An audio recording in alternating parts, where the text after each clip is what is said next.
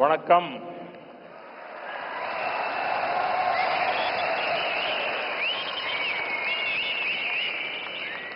मंच पर विराजमान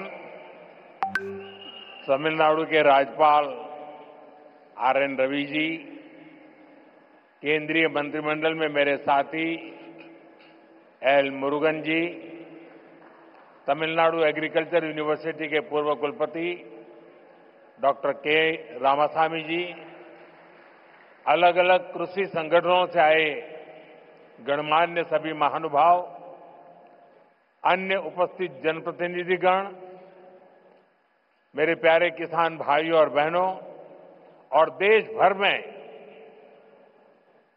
डिजिटल टेक्नोलॉजी के माध्यम से लाखों किसान हमारे साथ जुड़े हुए हैं। मैं यहां से उनको भी वणक्कम कहता हूं, नमस्कार कहता हूं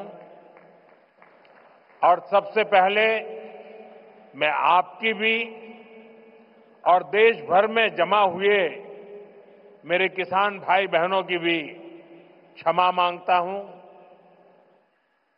मुझे आने में करीब करीब 1 घंटा देरी हो गई क्योंकि मैं आज पुट्टपर्ती में सत्य साईं बाबा के कार्यक्रम में था, लेकिन वहां कार्यक्रम थोड़ा लंबा चल गया तो मुझे आने में विलंब हुआ। आप सबको जो असुविधा हुई, देश भर में मैं देख रहा हूं काफी लोग बैठे हैं, इसके लिए मैं आप सबकी क्षमा मांगता हूं। மேடையில் வீற்றிருக்கும் தமிழ்நாட்டின் ஆளுநர் ஆர்.என். ரவி அவர்களே, மத்திய அமைச்சரவையின் என்னுடைய சகாவான எல். முருகன் அவர்களே, தமிழ்நாட்டின் வேளாண் பல்கலைக்கழகத்தின் முன்னாள் துணைவேந்தர் முனைவர் கே. ராமசாமி அவர்களே, பல்வேறு விவசாய அமைப்புகளை சார்ந்த மதிப்பிற்குரிய மக்களே, வந்திருக்கின்ற மக்கள் பிரதிநிதிகளே, சகோதர சகோதரிகளே, வணக்கம். வணக்கம் உங்களுக்கு மட்டுமல்ல, இங்கு டிஜிட்டல் வழியாக பல்வேறு விவசாயிகள், நாட்டு மக்கள் எல்லோரும் இதை கண்டுகொண்டிருக்கின்றார்கள். அவர்களுக்கும் இந்த நாட்டு மக்களுக்கும் என்னுடைய நல்வணக்கங்களை தெரிவித்துக் கொள்கிறேன். மேலும் உரையை துவங்குவதற்கு முன்பாக உங்கள் அனைவரிடமும் சரி, நாட்டு மக்களிடமும் சரி, குறிப்பாக விவசாயிகளிடம் நான் என்னுடைய மன்னிப்பை கோர விரும்புகின்றேன். தவிர்க்க இயலாத ஒரு நிலையாக புட்டபர்த்தியிலே எனக்கு சற்று கால தாமதம் ஆகியபடியால் இங்கே உங்களை தாமசிக்க வேண்டி வந்திருக்கிறது. அதற்காகவும் உங்கள் மன்னிப்பினை நான் கோருகின்றேன். मैं जब पांडियन जी का भाषण सुन रहा था, मुझे लग रहा था अच्छा होता किसी ने मुझे बचपन में तमिल सिखाई होती तो मैं आज उस स्पीच का इतना आनंद ले सकता था, लेकिन मुझे वो सौभाग्य नहीं मिला। लेकिन जो कुछ मैं समझ पा रहा था, वो जलीकुट्टे की बात कर रहे थे, वे कोविड के समय जो कठिनाइयां हुई उसकी चर्चा कर रहे थे। लेकिन मैंने रवि जी को कहा है कि मुझे पांडियन जी के भाषण को हिंदी या अंग्रेजी में तैयार करके भेजे, मैं इसे पढ़ना चाहूंगा। लेकिन मैं उनकी भावना को पूरी तरह आत्मसात कर रहा था, मैं अनुभव कर रहा था और मेरे लिए बहुत अच्छा पल था ये। நான் ஒரு முக்கியமான ஒரு விஷயத்தை உங்கள் முன்பாக பகிர விரும்புகின்றேன். பாண்டியன் அவர்கள் மிக அருமையாக உரையாற்றினார்கள். 10வது கைத்தட்டல். மேலும்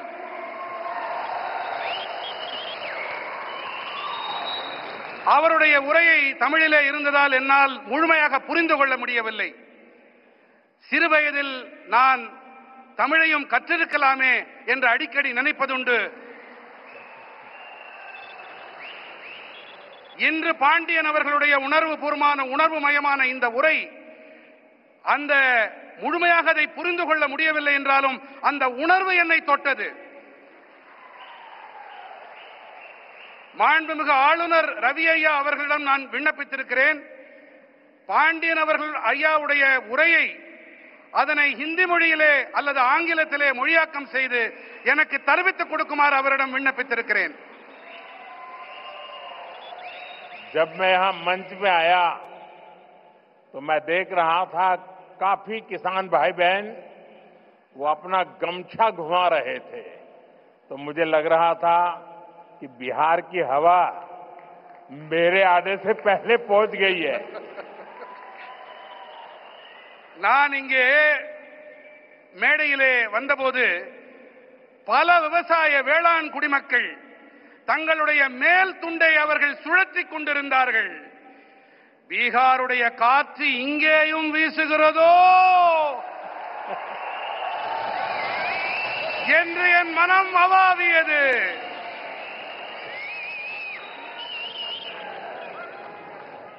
मेरे किसान भाई बहनों,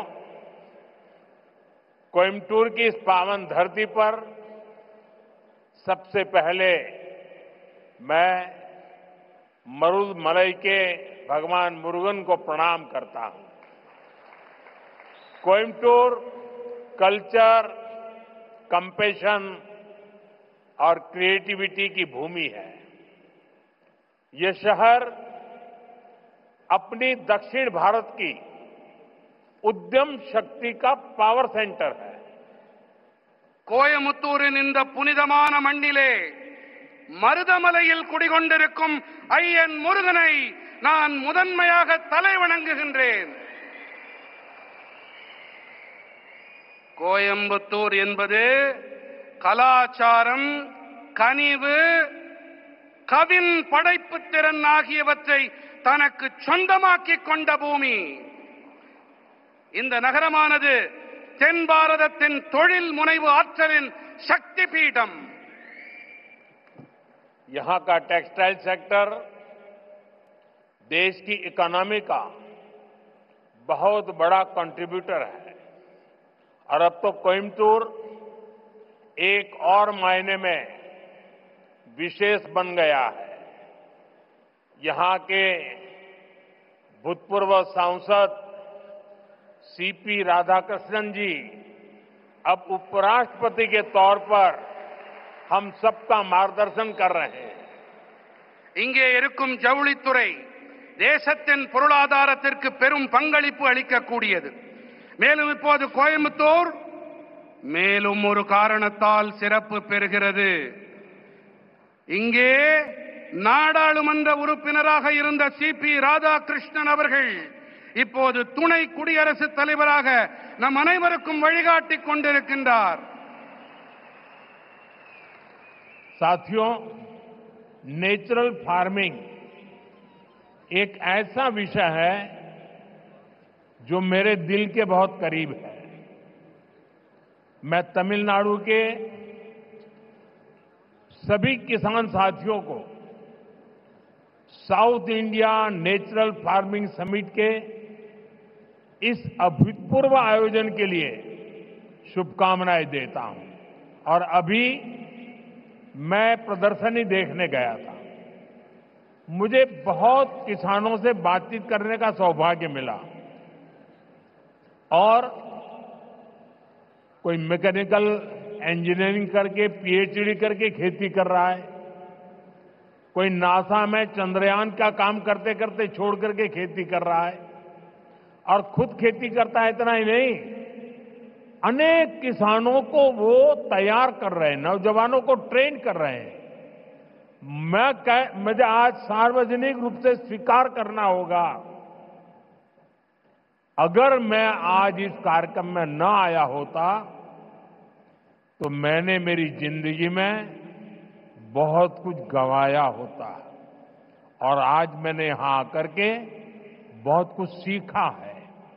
मैं अब मन से तमिलनाडु के किसानों की जो हिम्मत है, परिवर्तन को स्वीकार करने की उनकी जो ताकत है, उसको 100 सलाम करता हूं।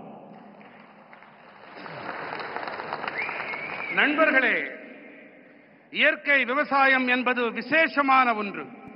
இது என் இதயத்துக்கு மிகவும் நெருக்கமானது. நான் தமிழ்நாட்டின் அனைத்து வேளாண் குடிமக்களுக்கும் நண்பர்களுக்கும் தென்னிந்திய இயற்கை விவசாய மாநாட்டின் பொருட்டு என் மனம் கனிந்த நல்வாழ்த்துக்களை தெரிவித்துக் கொள்கிறேன். அடுத்ததாக இங்கே மேடைக்கு வருவதற்கு முன்பாக நான் அங்கே காட்சிப்படுத்தப்பட்டிருக்கும் பல்வேறு அரங்குகளை சென்று பார்த்தேன்.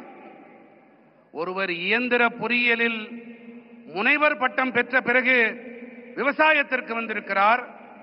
ஒருவர் இஸ்ரோவை விட்டுவிட்டு அந்த வேலையை விட்டுவிட்டு இங்கே வேளாண் தொழிலை புரிய வந்திருக்கின்றார். இவர்களுடைய இந்த பணி கருத்தூக்கம் அளிக்க வல்லது. இவர்கள் மட்டும் கருத்தூக்கம் தங்களுக்கு அளித்துக் கொள்ளவில்லை, இவர்கள் மற்றவர்களுக்கும் உத்வேகம் அளிக்கின்றார்கள், அவர்களுக்கும் பயிற்சி அளித்து வேளாண் தொழிலை முன்னெடுத்து செல்லுகின்றார்கள், புதிய புதிய உத்திகளையும் வழிமுறைகளையும் கைக்கொண்டு. ஒருவேளை நான் இங்கே வாராது போயிருந்தால் நான் பல விஷயங்களை தெரிந்து கொள்ளாமல் போயிருப்பேன், என்னுடைய கற்றல் குறைந்து போயிருக்கும்.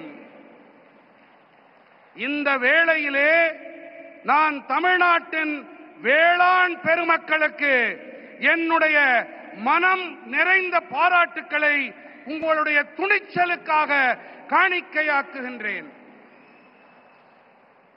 यहां किसान भाई बहन, एग्रीकल्चर साइंटिस्ट, इंडस्ट्री से जुड़े साथी, स्टार्टअप और इनोवेटर्स सब एक साथ जुटे हैं. मैं आप सभी का बहुत बहुत अभिनंदन करता हूं.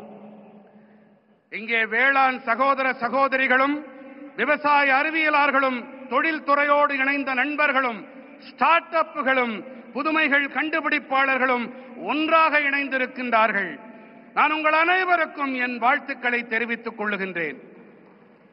साथियों, आने वाले वर्षों में मैं भारत की खेती में कई बड़े बदलाव होते देख रहा हूं. भारत नेचुरल फार्मिंग का ग्लोबल हब बनने के रास्ते पर है. हमारी बायोडायवर्सिटी एक नया आकार ले रही है. देश के युवा भी अब एग्रीकल्चर को एक मॉडर्न स्केलेबल अपॉर्चुनिटी के रूप में देख रहे हैं. इससे देश की रूरल इकोनॉमी को बहुत बड़ी ताकत मिलने जा रही है. நண்பர்களே, வரவிருக்கின்ற ஆண்டுகளிலே பாரதத்தின் வேளாண் துறையில் பல பெரிய மாறுதல்கள் ஏற்படவிருப்பதை நான் காண்கின்றேன். பாரதம் இயற்கை விவசாயத்தின் உலகளாவிய மையப்புள்ளியாக ஆகும் பாதையிலே பயணிக்க தொடங்கி இருக்கின்றது. நம்முடைய உயிரி பன்முகத்தன்மை ஒரு புதிய வடிவத்தை எடுத்து வருகின்றது. தேசத்தின் இளைஞர்களும் கூட இப்போது விவசாயத்தை நவீனமானதாகவும் அளவிடக்கூடிய சந்தர்ப்பமாகவும் காணத் தொடங்கி இருக்கின்றார்கள். முக்கியமாக இதனால் ஊரக பகுதி பொருளாதாரம் மேம்படும் என்பதை அறுதியிட்டு என்னால் சொல்ல முடியும். मेरे किसान भाई बहनों, बीते 11 वर्षों में देश के पूरे कृषि सेक्टर में बहुत बड़ा परिवर्तन हुआ है. हमारा एग्रीकल्चरल एक्सपोर्ट करीब करीब 2 गुना हुआ है. खेती को आधुनिक बनाने के लिए सरकार ने किसानों को मदद देने का हर रास्ता खोला है. நண்பர்களே, கடந்த 11 ஆண்டுகளிலே தேசத்தின் ஒட்டுமொத்த வேளாண் துறையிலும் ஒரு மிகப்பெரிய மாற்றம் ஏற்பட்டிருக்கின்றது. நம்முடைய வேளாண் ஏற்றுமதி கிட்டத்தட்ட இரட்டிப்பாகி இருக்கிறது. விவசாயத்தை நவீனப்படுத்த அரசாங்கம் விவசாயிகளுக்கு உதவி புரிய தேவையான அனைத்து வழிகளையும் திறந்து விட்டிருக்கின்றது. किसान क्रेडिट कार्ड अकेले केसीसी से ही इस साल किसानों को 10 लाख करोड़ रुपए से ज्यादा की मदद दी गई है. ये 10 लाख करोड़ आंकड़ा बहुत बड़ा है. 7 साल पहले पशुपालकों और मछली पालकों को केसीसी की सुविधा मिलने के बाद वो भी इसका जमकर लाभ उठा रहे हैं.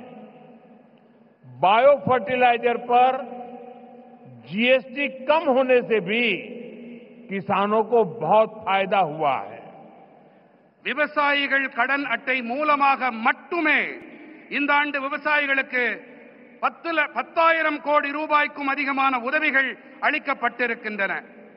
7 ஆண்டுகளுக்கு முன்பாக கால்நடை பராமரிப்பாளர்களுக்கும் மீன் வளர்ப்பாளர்களுக்கும் இந்த விவசாய கடன் அட்டை வசதி கிடைத்த பிறகு அவர்களும் கூட இதனால் நிறைவான பலன்களை பெற்று வருகின்றார்கள். உயிரி உரங்கள் மீதான ஜிஎஸ்டி வரியை குறைக்கப்பட்டதாலும் விவசாயிகளுக்கு அதிக ஆதாயங்கள் கிடைத்திருக்கின்றன. साथियों, अभी कुछ ही देर पहले इसी मंच से हमने देश के किसानों को पीएम किसान सम्मान निधि की अगली किस्त जारी की है। देश के कोने कोने में किसानों को 18,000 करोड़ रुपए ट्रांसफर हुए हैं।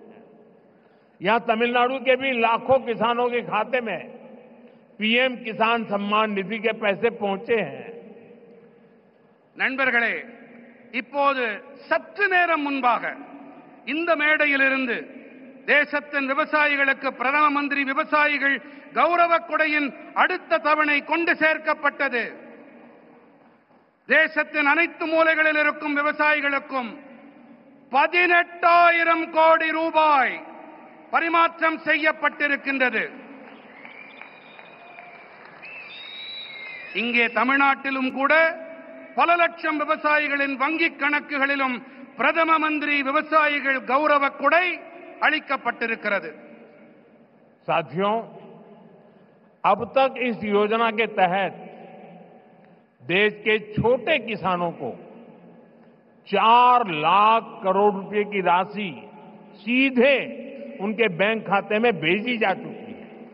ये राशि किसानों के खेती से जुड़े अनेक कामों को पूरा करने का माध्यम बनी है। मैं इस योजना के लाभार्थी करोड़ों किसान भाई बहनों को बहुत बहुत शुभकामनाएं देता हूं।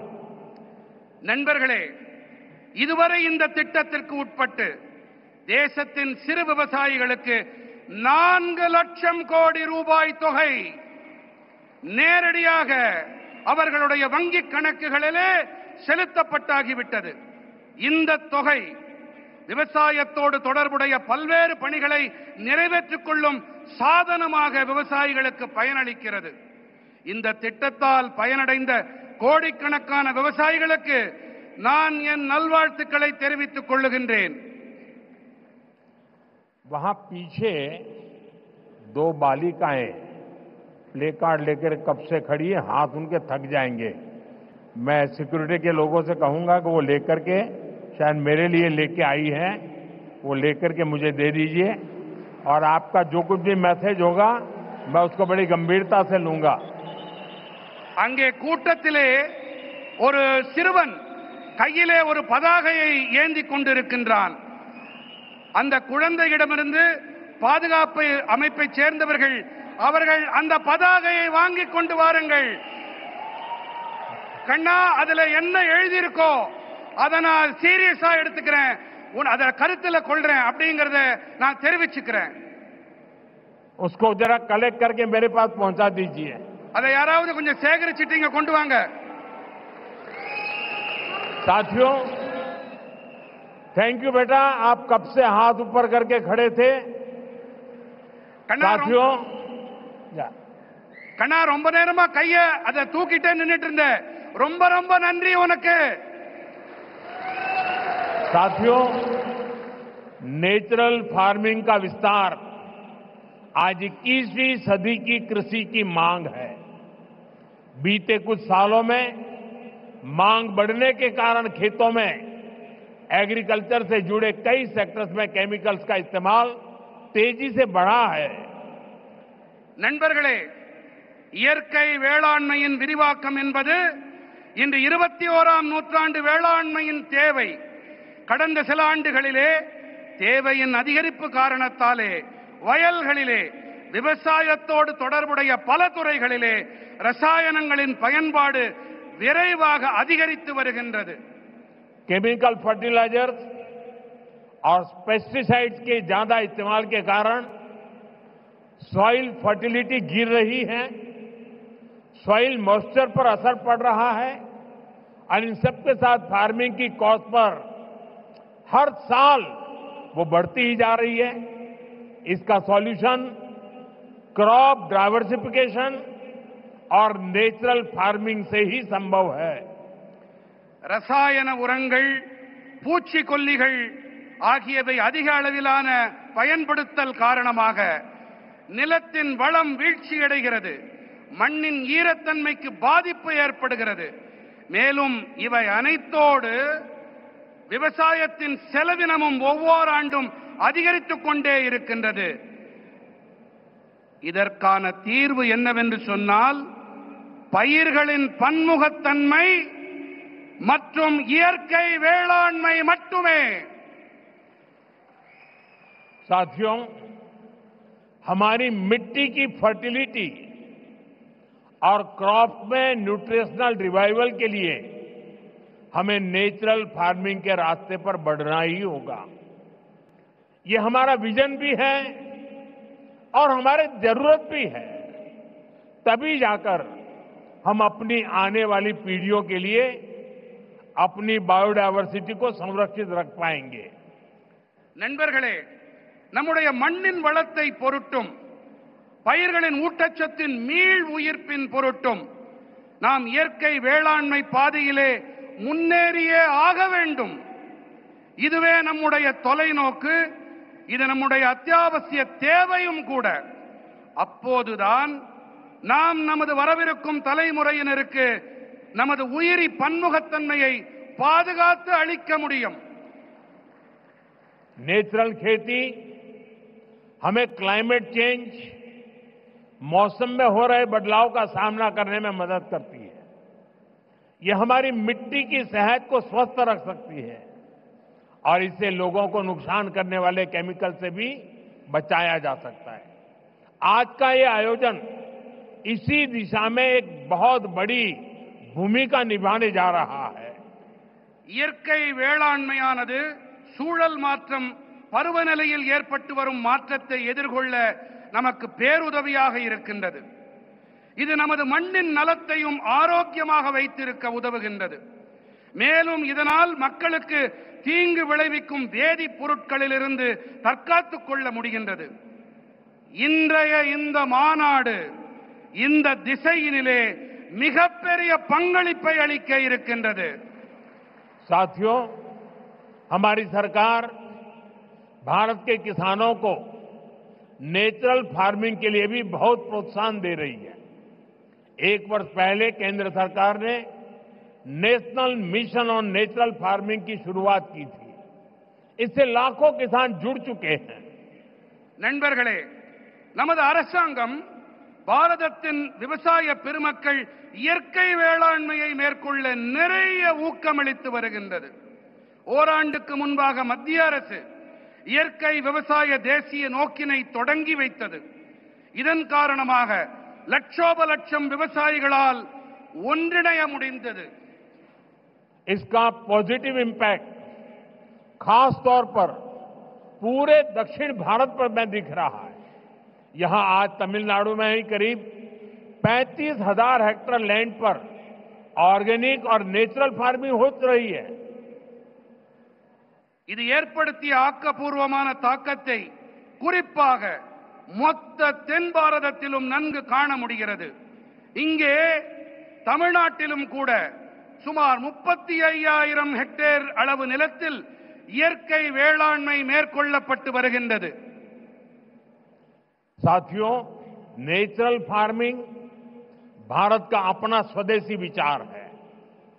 यह हमने कहीं से इंपोर्ट नहीं किया है, यानी हमारी ट्रेडिशन से जन्मा है। हमारे पूर्वजों ने तपस्या करके इसको तैयार किया है और ये हमारे पर्यावरण के अनुकूल है। நண்பர்களே, இயற்கை வேளாண்மை பாரதத்தின் சொந்தமான சுதேசி கருத்து.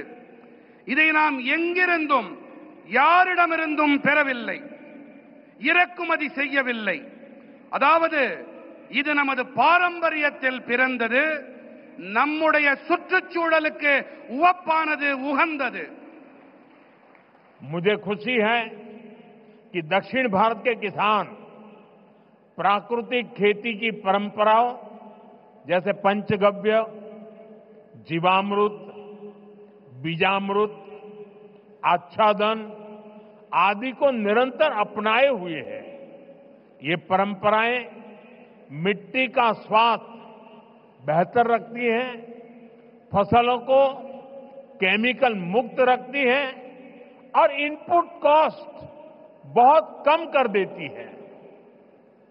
தென்னிந்தியாவின் விவசாயிகள் இயற்கை வழி வேளாண்மையின் பாரம்பரியங்களான பஞ்சகவ்யம், ஜீவாமிர்தம், பீஜாமிர்தம், ஆச்சாதன் போன்றவற்றை நிரந்தரமாக உள்வாங்கிக் கொண்டிருக்கின்றார்கள் என்பது எனக்கு மட்டற்ற மகிழ்ச்சியை அளிக்கிறது। साथियों, नेचुरल फार्मिंग के साथ हम अगर श्री अन्न, मिलेट्स की पैदावार जोड़ते हैं तो ये भी धरती मां की रक्षा में अहम भूमिका निभाते हैं। நண்பர்களே, இயற்கை வேளாண்மையோடு கூடவே நாம் ஸ்ரீ அன்னம், அதாவது சிறுதானியங்கள் பயிர் செய்வதையும் இணைக்க வேண்டும்। இவை நம்முடைய இந்த பூமித்தாயின் பாதுகாப்பிற்கு சிறப்பான பங்களிப்பினை அளிக்கின்றது। तमिलनाडु में तो भगवान मुरुगन को शहद और श्री अन्न से बने तेनम तिनई मावुम उसका भोग लगाया जाता है। तमिल रीजन्स में कंबू और सामई, केरला कर्नाटका में रागी, तेलुगु भाषी राज्यों में सज्जा और जोन्ना, ये पीढ़ियों से हमारे खान पान का हिस्सा रहे हैं। நம்முடைய தமிழ்நாட்டிலே முருகப்பெருமானுக்கு தேனும் தினைமாவையும் நிவேதன பொருட்களாக நாம் படைக்கின்றோம்। தமிழ்நாட்டிலே கம்பும் சாமையும், கேரளத்திலே ராகி, தெலுங்கு பேசும் பகுதிகளிலே சஜ்ஜா மற்றும் ஜொன்னா ஆகியவை பல தலைமுறைகளாக நம்முடைய உணவு பழக்கத்தோடு ஒன்று கலந்தவை। हमारी सरकार का प्रयास है कि हमारा ये सुपर फूड दुनिया भर के बाजारों तक पहुंचे और वैश्विक बाजार में इनकी पहुंच बढ़ाने में natural farming, chemical free farming को भी, इसकी भी बहुत बड़ी भूमिका है। इसलिए मैं समझता हूं इस समिट में इससे जुड़े प्रयासों पर भी अवश्य चर्चा होनी चाहिए। நம்முடைய அரசின் முயற்சி என்னவென்றால், நமது இந்த சூப்பர் உணவானது உலகெங்கிலும் இருக்கும் சந்தைகள் வரை சென்று சேர வேண்டும் என்பதுதான்। மேலும் உலகளாவிய சந்தைகளிலும் இவற்றின் வீச்சினை அதிகரிக்க இயற்கை வேளாண்மை, ரசாயனங்கள் இல்லா வேளாண்மை ஆகியவற்றுக்கு மிகப்பெரிய பங்களிப்பு இருக்கின்றது। ஆகையினால்தான் இந்த மாநாட்டிலே இதோடு தொடர்புடைய முயற்சிகள் தொடர்பாகவும் கண்டிப்பாக விவாதங்கள் நடைபெற வேண்டும் என்று நான் விரும்புகிறேன், கருதுகிறேன்। साथियों, मेरा एक आग्रह मोनोकल्चर के बजाय मल्टी कल्चर कृषि का भी रहा है। हमें इसकी प्रेरणा दक्षिण भारत के कई क्षेत्रों से मिलती है। நண்பர்களே, ஒற்றை பயிருக்கு பதிலாக பல்வகை பயிர் வேளாண்மை இருக்க வேண்டும் என்பதே என்னுடைய ஆழமான விருப்பம்। இதற்கான கருத்தூக்கம், உத்வேகம் தென் பாரதத்தின் பல பகுதிகளில் இருந்து நமக்கு கிடைக்கின்றது। अगर हम केरला या कर्नाटका के हिली एरियाज में जाए तो हम मल्टी स्टोरी एग्रीकल्चर के उदाहरण दिखते हैं। एक ही खेती में नारियल, सुपारी और फ्रूट प्लांट्स होते हैं। इनके नीचे मसालों और काली मिर्च की खेती होती है। यानी छोटे से हिस्से में ही इतनी सारी चीजों को पूरी व्यवस्था बनाकर उगाया जा सकता है। यही नेचुरल फार्मिंग का भी मूल दर्शन है। நாம் கேரளம் அல்லது கர்நாடகத்தின் மலைப்பாங்கான பகுதிகளுக்கு சென்றோமேயானால் அங்கே பல்லடுக்கு வேளாண்மையை நம்மால் காண முடியும்। ஒரே வயலிலே தென்னை, பாக்கு, பழமரங்கள் ஆகியவை இருக்கும். இவற்றுக்கு இடையே கீழே ஊடுபயிராக மசாலா பொருட்கள், மிளகு போன்றவை பயிர் செய்யப்படுகின்றன. அதாவது ஒரு சின்ன பகுதியிலேயே கூட இத்தனை பயிர்களுக்கும் நிறைவான ஏற்பாடுகளை செய்து பயிர் செய்விக்க முடியும். இதுதான் இயற்கை வேளாண்மையின் அடிப்படை கோட்பாடு. खेती के इस मॉडल को हमें पान इंडिया लेवल पर आगे ले जाना है. मैं राज्य सरकारों से भी कहूंगा कि वो इस पर विचार करें कि कैसे हम इन प्रैक्टिस को देश के अलग अलग भूभागों में लागू कर सकते हैं. விவசாயத்தில் இந்த மாதிரியை நாம் இந்தியா நெடுக கொண்டு செல்ல விரும்புகின்றோம். இதன் மீது கவனத்தை செலுத்த வேண்டும் என்று நான் மாநில அரசுகளிடம் வேண்டிக் கொள்ளுகின்றேன். அதாவது எப்படி இந்த வழிமுறைகளை தேசத்தின் பல்வேறு பகுதிகளிலும் அமல் செய்வது என்பதை நாம் ஆராய வேண்டும். साथियों, साउथ इंडिया एग्रीकल्चर की एक लिविंग यूनिवर्सिटी रहा है. इसी भूभाग पर दुनिया के सबसे पुराने फंक्शनिंग डैम्स बने. यहां 13वीं सेंचुरी में कलिंग रायन कैनाल बनी. यहां के मंदिरों के तालाब डिसेंट्रलाइज्ड वाटर कंजर्वेशन सिस्टम का एक मॉडल बने. நண்பர்களே, தென்னிந்தியா விவசாயத்தின் ஒரு வாழும் பல்கலைக்கழகமாக இருந்து வருகின்றது. இந்த பகுதியிலே உலகத்தின் மிக பழமையான, இன்றும் கூட செயல்பட்டு வரும் அணைகள் உருவாக்கப்பட்டிருக்கின்றன. இங்கே 13ஆம் நூற்றாண்டைச் சேர்ந்த கலிங்கராயன் கால்வாய் உருவாக்கப்பட்டது. இங்கே இருக்கும் ஆலயங்களில் அமைந்த பரவலாக்கப்பட்ட நீர் பராமரிப்பு முறைகள், குளங்கள், அவை ஒரு மாதிரி ஆயின. इसी धरती ने नदियों के जल को नियंत्रित कर इसे खेती के लिए इस्तेमाल करने का मॉडल दिया. इसी धरती ने हजारों वर्ष पहले इतनी साइंटिफिक वाटर इंजीनियरिंग की है. इसलिए मेरा विश्वास है देश और दुनिया को नेचुरल फार्मिंग में लीडरशिप भी इसी भूभाग से मिलेगी. இந்த மண்ணின் ஓடு நதிகளின் நீரை நெறிப்படுத்தி இதை விவசாயத்திற்காக பயன்படுத்தியது இது ஒரு மாதிரியாக உருவானது. இந்த மண்ணில் ஆயிரக்கணக்கான ஆண்டுகளாக அறிவியல் பூர்வமான நீர் பொறியியல் மேற்கொள்ளப்பட்டு வருகின்றது.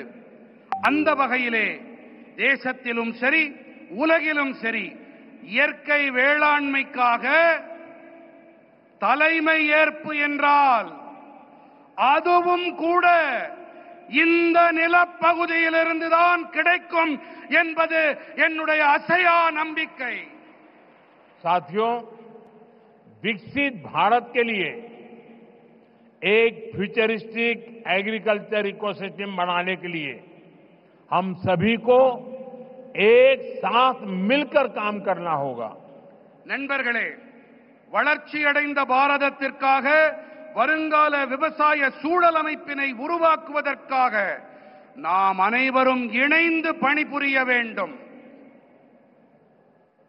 मैं देश भर के मेरे किसान भाई बहनों को, तमिलनाडु के मेरे किसान साथियों से कहूंगा कि आप 1 एकड़ 1 सीजन से शुरुआत करें. यानी आप एक सीजन में 1 एकड़ भूमि पर अपने खेत में 1 एकड़ एक कोने में नेचुरल फार्मिंग करके देखें. वहां से जो नतीजे मिलेंगे उनके आधार पर आप दूसरे साल और ज्यादा करें, तीसरे साल और ज्यादा करें और आप आगे बढ़े.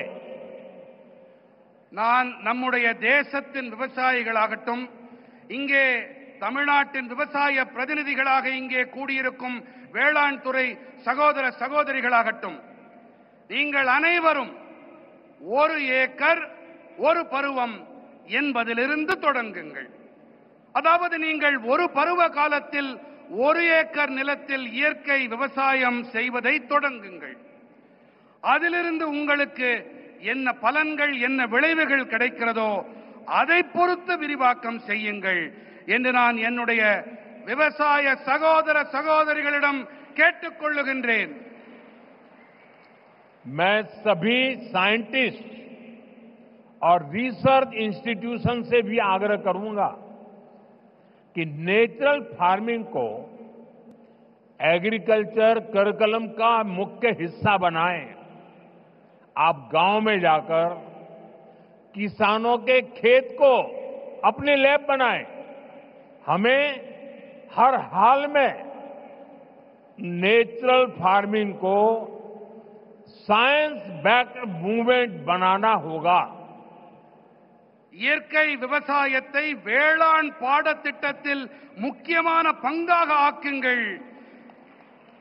கிராமங்களுக்கு சென்று விவசாயிகளின் வயல்களை உங்களுடைய பரிசோதனை கூடங்களாக ஆக்குங்கள் என்று நான் அனைத்து அறிவியலாளர்களிடமும் ஆய்வு நிறுவனங்களிடமும் வேண்டிக் கொள்ளுகின்றேன்.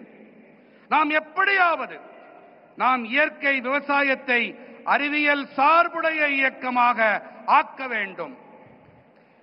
नेचुरल फार्मिंग के इस अभियान में राज्य सरकारों और एफपीओज की बड़ी भूमिका और बहुत बड़ी भूमिका है। बीते कुछ सालों में देश में 10,000 किसान उत्पाद संघ एफपीओज बने हैं। இயற்கை விவசாயத்தின் இந்த இயக்கத்திலே மாநில அரசுகள் மற்றும் விவசாயிகள் உற்பத்தியாளர் சங்கங்களின் பங்களிப்பு மகத்தானது.